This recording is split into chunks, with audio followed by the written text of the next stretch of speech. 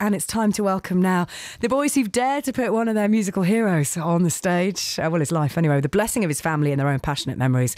Meeting Joe Strumme is currently on tour around the UK, and we have the actors Steve North and Jason Pitt with us this afternoon. Welcome to Six Music. Hello. Thanks very much. Well, it's they were big shoes to fill and try and put on stage. So it's such a responsibility putting such a well-respected and well-loved character and bringing him to life. So where did it come from? Where did the idea for Meeting Joe Strumme come from? Well, it came about, I mean, I've been worked with the writer-director, a guy called Paul Hodson, a number of times. And after Joe died in 2002, I was sort of really affected by it, and I didn't quite know, I couldn't quite understand because I never knew Joe or whatever, but I was really sort of affected by it.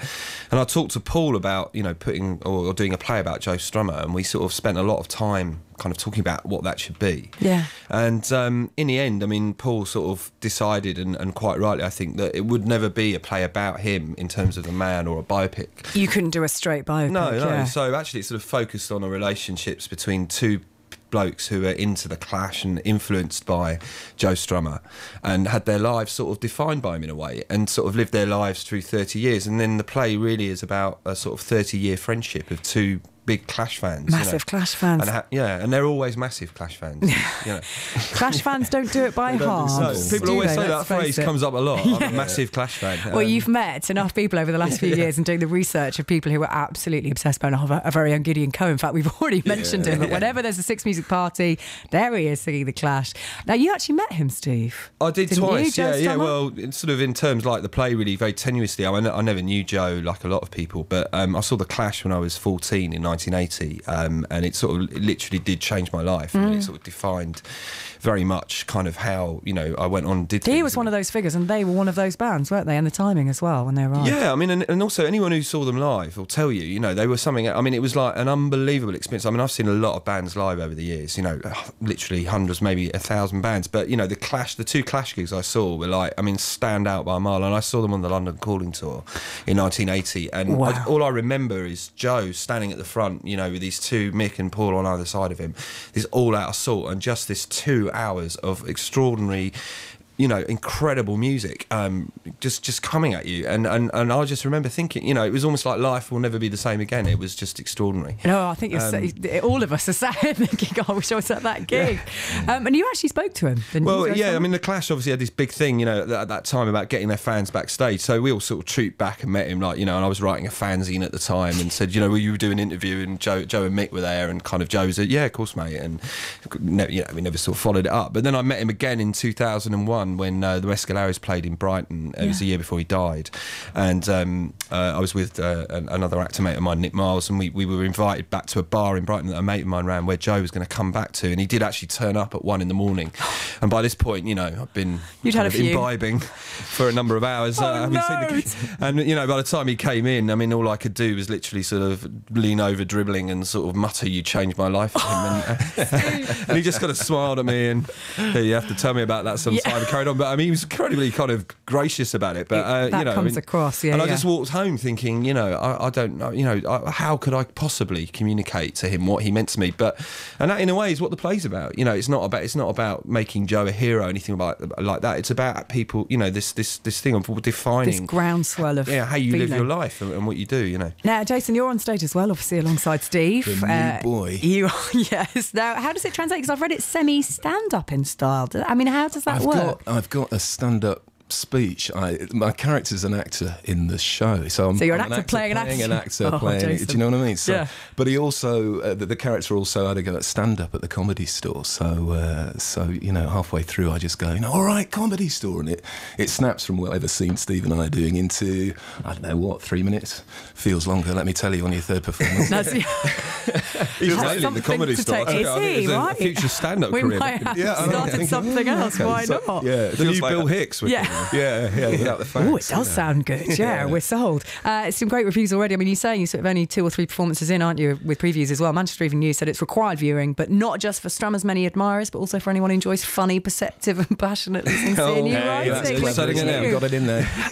Now, musically, are there tunes in there? I mean, how do you get that across? I mean, the interesting thing about the show is that it's actually set at the acting gig where Joe played, and Mick Jones came on stage very famously, after 20 years of them not played together. and you know, came on stage. They were doing this benefit for the firefighters, and it was 3 weeks before Joe died. And the two lads meet at the front of the stage watching this gig, and then the play charts their friendship back over 30 years. So they actually met at Victoria Park at the Anti-Nazi League rally in 1978, seeing the Clash, and you see the music follows through the generations. So you basically get, you know, the early Clash right the way through to kind of the Mescaleros. I mean, it sort of, you know, it follows the timeline, and then picking out sort of things like White Man, Hammersmith Palais and Clampdown, which I know you're going to play in a bit on the way as well. Definitely. Well, let's do it. Let's do Clampdown. Let's have some of the music. Relive those memories. If any of you want to get in touch on the text and email, please share your Strummer and Clash stories, and we'll have more from these two after this. 6 Music. Steve North and Jason Pitt with us this afternoon. Jason, actually that song means more, well, as a song you've been quite careful not to listen to it because you have to actually repeat the lyrics, don't you, throughout the performance? The character I play is an actor, and with a bit of stand-up comedy as well. So when it charts back to when he's about 17, 18, the character auditions for drama school, and he does a lousy Hamlet speech and completely messes it up, and then says, look, please don't throw me out, in so many words. Says, you know, please don't throw me out, let me do my modern piece. And they're like, okay, do your modern piece. And it just snaps.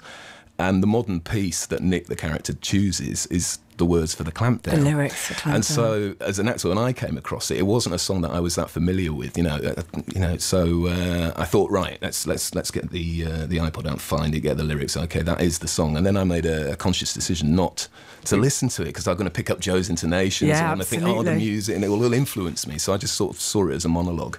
But they're influential lyrics, and actually they embody the spirit of what you guys have tried to do with the play. I think so. Steve and I mentioned the other day that as actors you used to be, 20 years ago when I first came out of college, you used to be required to do where's your modern speech, where's your Shakespeare piece. Just doesn't happen anymore. But both of us said, if anyone asks me for a modern, I'm going to do the Clampdown. You know, and if they're late 40s, mid 40s, early 50s, they'll be like, oh great, it's a Clash kind of monologue. It could get you a job. Yeah, absolutely. Even if I'm really bad, it might get me a job. You know? And it's sort of, doesn't it kind of permeate throughout the play in terms of I mean, what he was trying to say? Joe had a real sort of theme throughout his life with these songs about working and sort of, you know, working for your life. Bank Robbers one, you know, Clampdown's one, All the Young Punks is another one, you know, and he definitely had this sort of theme about, you know, people working and what they do with their lives and how they're going to live their lives. And I think Clampdown was a real sort of embodiment of that. And it's definitely one of the strongest themes of the play is about, you know, how do you live your life? You know, a lot of people's lives were changed by the Clash and punk and very influenced, and then they've ended up in their 40s or 50s and they're sort of looking back on their lives and thinking, you know, what do we do? Where did it go wrong? What were the compromises we had to make? And some people sort of still living it, and where did they end up? And that's kind of what the play's about, really. And just now, we talked about the responsibility not only of bringing Joe to the stage, but obviously his family and estate. What was it like, the pressure of knowing that Lucinda was coming and to see, I mean, you guys essentially bring Joe back to life on stage? Yeah. I mean, it was a big one. I mean, you know, and we knew she was coming, but she was, you know, it was great. We met her after. She was, I mean, it was really hard for her because, I mean, she hadn't. We use a lot of the original Acton gig music, and Joe. And there's bits where Joe's actually talking over the mic, and she found that very upsetting because I think, you know, it was obviously just three weeks before Joe died, and she was at the gig, and she said she'd never heard it before. So when we saw her after, she was sort of, you know, obviously quite emotional, and luckily that night Paul Hodson, the writer, was there, and but she was really, really moved by it, and the best thing she said to us was that Joe would have loved it.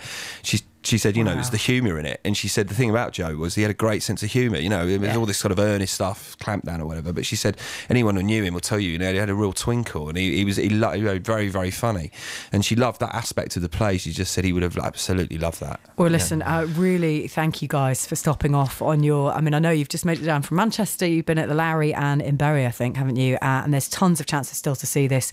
Off to Coventry and Liverpool and Brighton in the next few weeks? Yeah, that's right. And Plymouth as well for a week. Or did you just say that? No, Plymouth I haven't mentioned. Oh, right, okay, I could go all over the place. Colchester, Ipswich, you are everywhere. There is a Facebook group. I mean, you know, Facebook I know, but it's Meeting Joe Strumme the play, and all the dates are on there. And there's also a website, the hyphen future hyphen is a hyphen unwritten.co.uk. And there was also a film being made by a chap called Alan Miles, which is looking at people, if anyone's got any stories about meeting Joe, you know, based around, kind of inspired by the play.